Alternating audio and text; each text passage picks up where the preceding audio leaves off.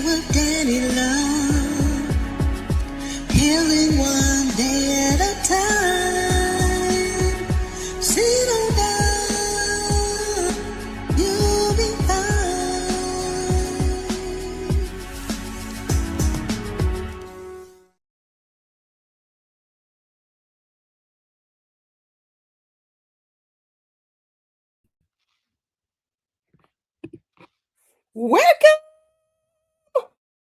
Welcome to episode 4 of Love and Laugh with Dani Luv.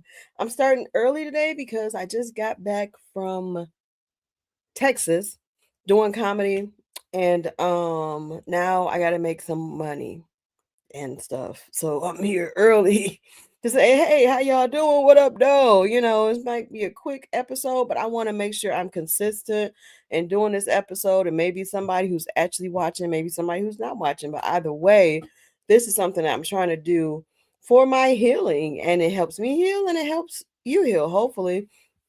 I am so happy to see you guys. Happy Monday. I hope you're having a great Monday.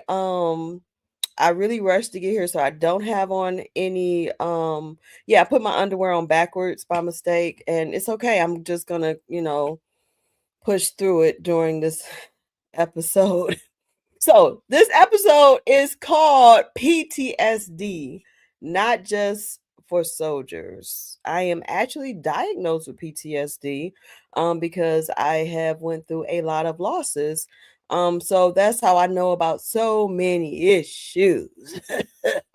People think PTSD is just for people who go to war, but people who have been through a lot of stuff usually suffer through PTSD. We already got some comments. Let's see what we got going. Oh, we got the husband. Let's go. So proud of you. Yes, he is out there making money because we went to Texas and it was fun, but it was also a comedy festival. So I did some hosting and I did some comedianating, and it was really fun. Before I get into some serious stuff, I want to share with y'all something. And this is funny, okay? It's not embarrassing to me because I don't really get it's hard, but this is funny. So I'm gonna make y'all laugh first, and then we'll get into the nitty-gritty. Let's do this.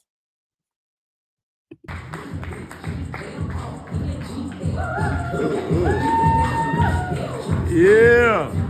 What's going on?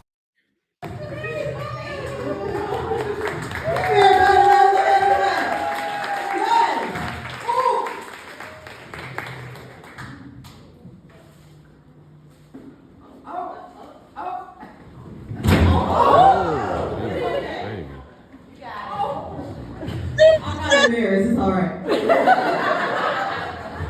Oh, take a look. It's in our book. A reading rainbow. I wrote a book. It's a novel. Yeah.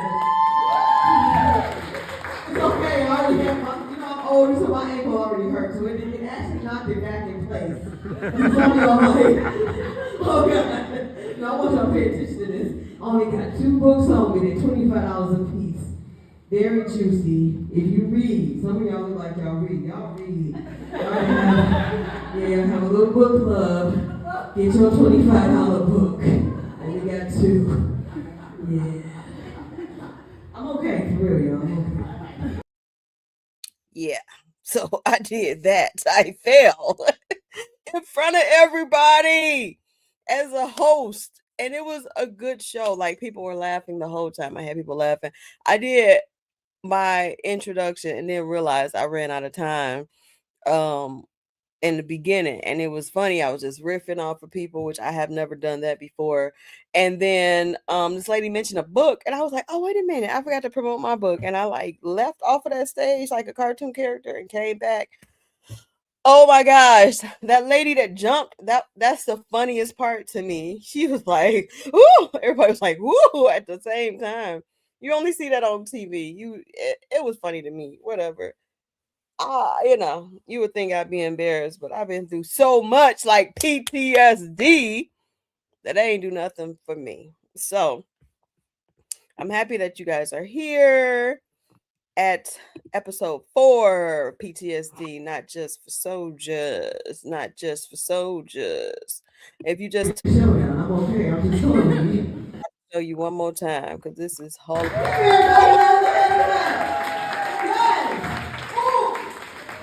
I'm getting my book. Yeah. Now all you hear is Oh, this is insane. I'm not embarrassed. It's all right. yes. Oh, take a look. It's in our book. A reading rainbow. I wrote a book. It's a novel. Yeah. Man, that's a mess. My new friend Charity, white lady, she got prescribed. Well, dang, I probably shouldn't say that. Well, somebody helped me and gave me some pills to help my legs after I fell on my face. Oh, fun times, fun times. But yeah, welcome to episode 4, PTSD, not just for soldiers. Yeah. Some of you may not know what PTSD is, post-traumatic stress disorder. It's a mental health condition triggered by experiences or witnessing terrifying, life-threatening, or traumatic events. Symptoms include flashbacks, nightmares, severe anxiety, and avoidance of triggers. It lasts over a month and significantly interferes with daily life, relationships, and work. I was diagnosed with PTSD and I was off of work, and I was seen by some psychiatrists. They were older white men, and even though the doctors diagnosed me with this and the therapist diagnosed me with this, according to them, I did not have PTSD, which was a lie because I'm still struggling and I couldn't go back to work. And so they stopped paying me. So now I just try to figure out ways to make money, and because I don't have it in me to work a regular job. Like after a while I'm losing my mind. If I'm in a cubicle too long or whatever, if I'm somewhere too long, I'm losing it. So I'm trying to figure out other ways, like Uber. When I start feeling the walls close in on me, then I just pull over and I have to stop. So, yes. So PTSD, approximately 6% of the US adult population, roughly 12 million people, will experience PTSD in their lifetime, with about 5% experience it in any given year. While 70% of adults experience at least one traumatic event, most do not develop PTSD. However, about 20% of survivors do, with women twice as likely to be affected as men. This is from the National Center for PTSD. Now, the key causes of PTSD, which is not just for war, common triggers include the number one is combat exposure, natural disasters, accidents, abuse, physical and sexual abuse. And for me, mine is sudden loss. I've lost a lot of people. And then when my brother passed, it was very sudden because he was young. And I didn't expect the doctors not to do their job. So we thought he was going to be coming out of the hospital, but he didn't. So I developed that PTSD. Symptoms of PTSD: you may have recurring or unwanted recollections, which I was having that for a very long time. Nightmares or flashbacks. I kept thinking about the hospital. I can't even drive down Hoover to go past the hospital because it's too much for me. Like I have panic attacks and everything. So I choose not to even go there. It's hard for me to get a regular checkup for myself because of the hospital. So I'm afraid of hospitals, but I'm getting better at going to do the checkup for me. But I'm definitely cannot go down Hoover or go to any hospital that is associated with my brother's passing. So you have flashbacks where the event feels like it's happening again.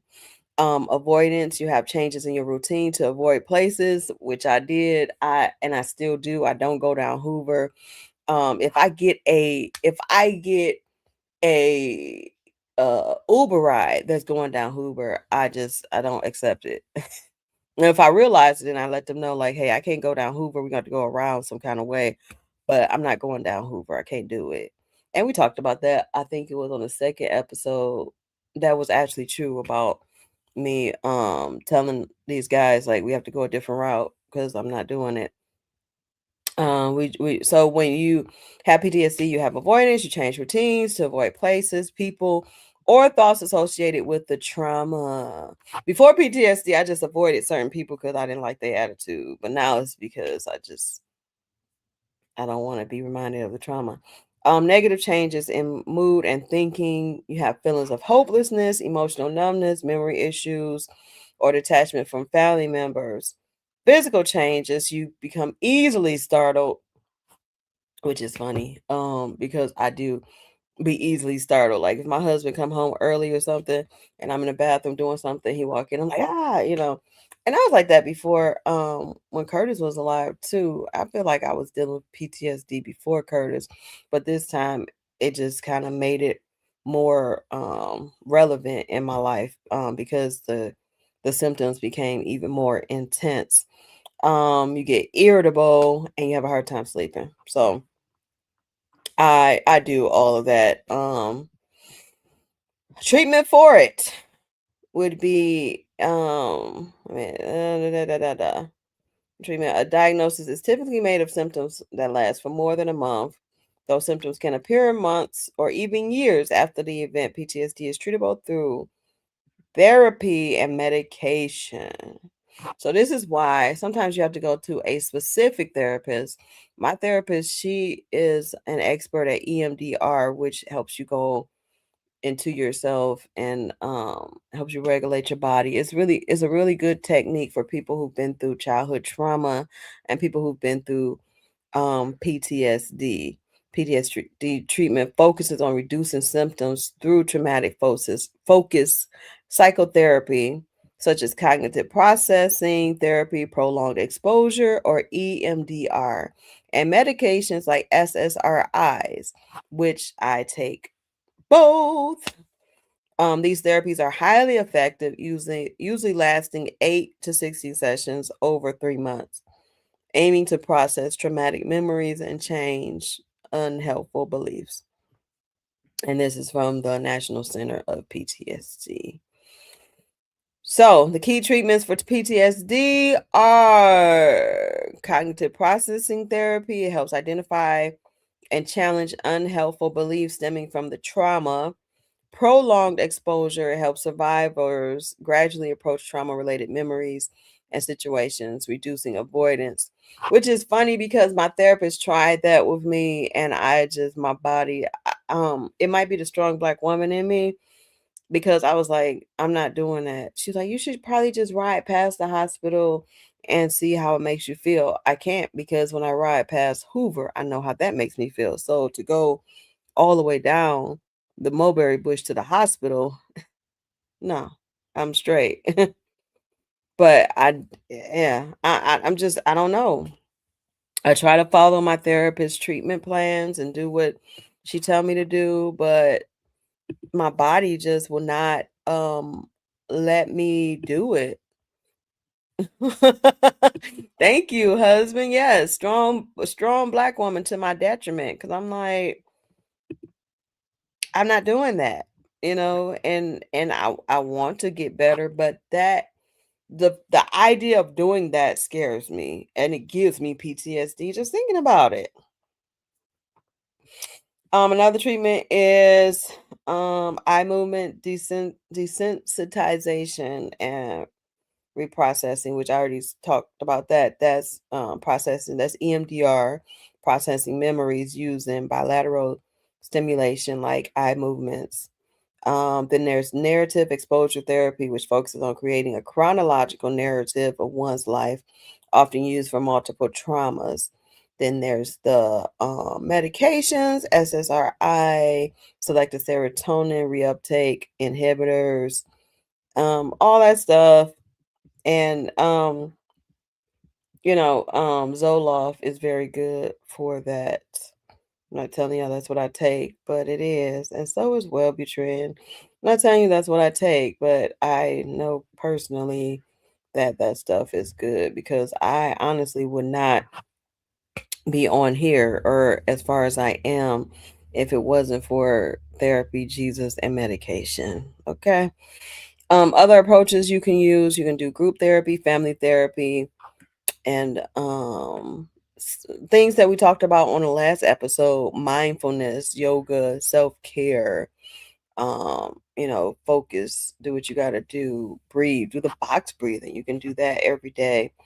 Have y'all been doing that? I hope y'all have. If you haven't, then start doing the box breathing. That really helps a lot. um Now, some medications do give you side effects like nausea, dizziness, insomnia, sexual dysfunction, leaky booty. Like sometimes I get diarrhea and it's not good.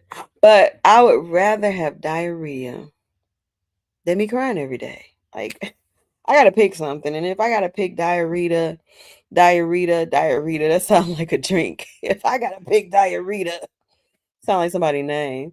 Then I'm gonna pick diarrhea because I don't like crying every day. I just don't. It's not fun. It's very annoying. Yeah, leaky booty. And it happens at the most weirdest times. Like when we was coming back from the airport, I had the leaky booty and I was on the plane just holding it all in, trying to focus on sleep because you got to do what you got to do. See, and I don't know what this means. Nagamaga Obaki Erect. I don't know what that means, but that's what I wanted to say when I had the leaky booty. Because when you're at the airport, you don't want to embarrass yourself. So I kind of built a stronger what do you call it? Bladder, because I can hold that boo boo inside without boo-booing on myself. But I'm not gonna keep testing it. But I'm just saying sometimes it happens at the wrong times. It's like I'm on the plane. Why I gotta get diarrhea now? But it's either diarrhea or I'm cussing somebody out. Diarrhea or I'm crying. Diarrhea or I'm about to jump on top of the plane and jump off the plane and hurt myself. So I had to pick something. And so I choose leaky butt. Choose the leaky booty, y'all. That's what I choose. So this is really a huge, really quick thing because I do really have to get back to work. And it's my friend's birthday. Happy birthday, Carol. We want to be able to get her a card. We got Uber for a card. So let me know if y'all got any questions because we're gonna get to the next segment. And that's gonna be the last segment, which is it's gonna be quick. But let me know if y'all have any questions about PTSD, or anything like that.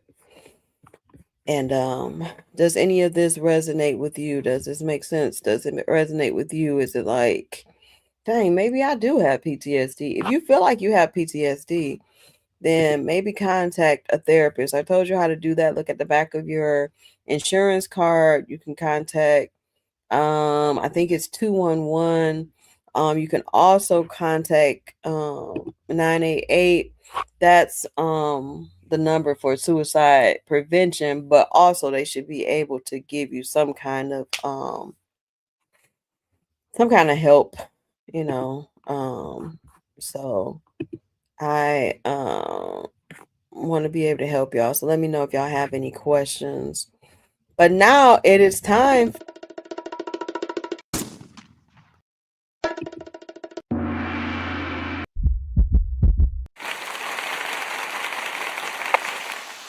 Grief is ghetto. Give me a second, y'all. This is ghetto within itself. How you put this wig on? I think it's this way. I don't know too much about wigs. I'm about to do the. Here we go. All right, y'all can see me. I thought y'all couldn't see me, but y'all can. Y'all can see me. It is time for Grief is Ghetto.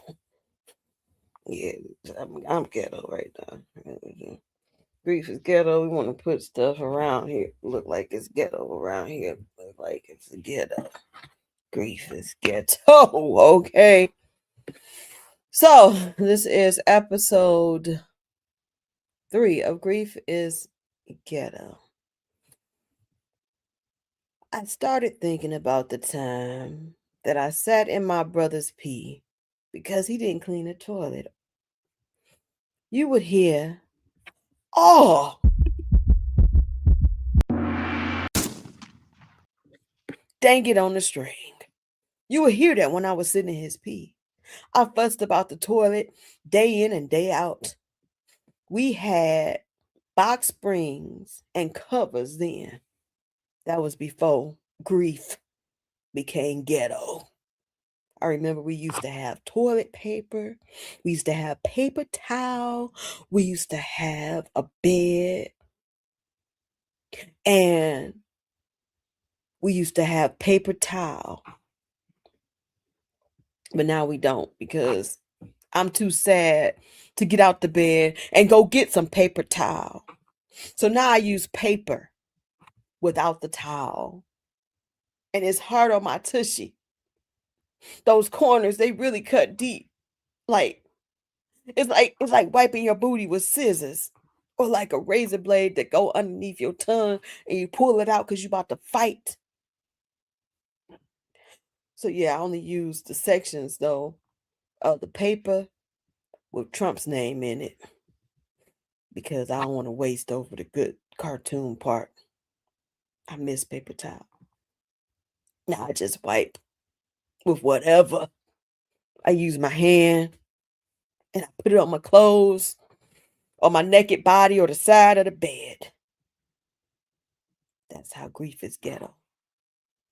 Anyway, the warden stood over my twin mattress and told me that I was wrong for scaring that random lady. I said, wait, I'm in jail? She said, no. I said, what? Well, what are we talking about? She said, oh, they just called me warden at the shelter. I heard you had PTSD and depression. I said, is that why I'm at a homeless shelter? He said, she said, this is not that type of shelter. It's a psych ward. Now, I had questions because I was confused as a confusion. Why does it smell like bologna and doo-doo if it's not a shelter? She never answered that question. She just disappeared and floated on her side of the room. Maybe she isn't a doctor. Maybe she's a patient like me. If I'm not homeless, then why won't y'all let me go home?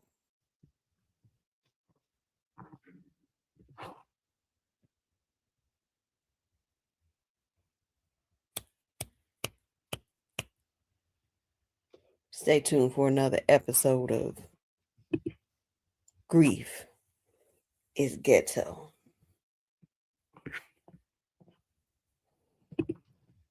All right, y'all. That was it. That was stupid. Again, dumb. Very dumb. Very dumb. Yeah. Oh. He said this is ghetto.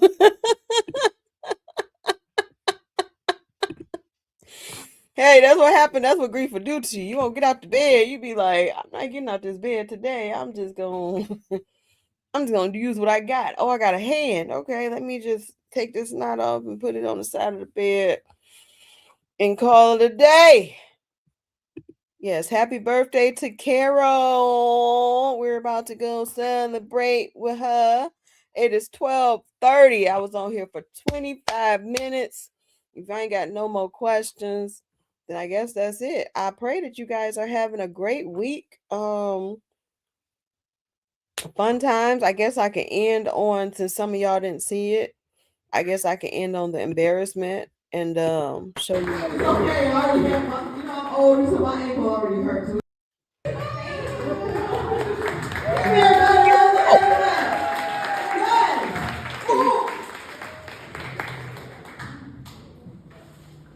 Here we go. Here we go.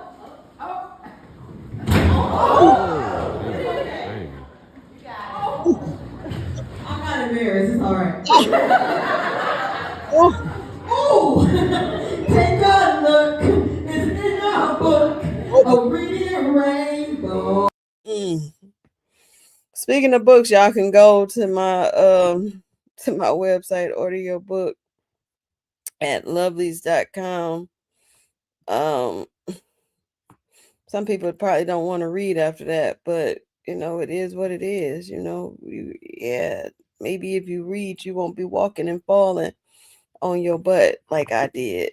So yeah, going on to lovelies.com and take a look. It's in the book. Yeah.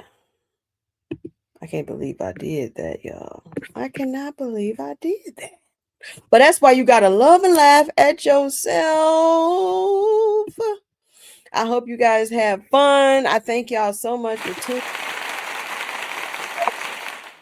in with Dani Luv. We're about to be up out. Peace to the out. You don't know what to do. Come and take a seat, my friend.